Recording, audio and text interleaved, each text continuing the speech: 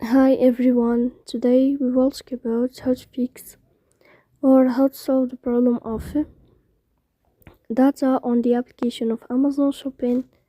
We click on settings.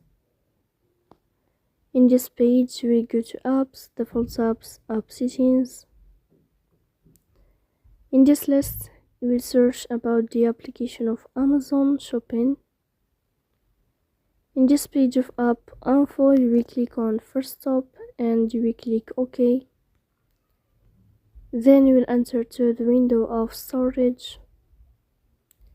Here you will click on clear cache, but pay attention, don't click clear data because that can delete your account. In the end you can turn off your phone and you can wait a moment to turn on your phone again or to restart your phone. So please don't forget to support us by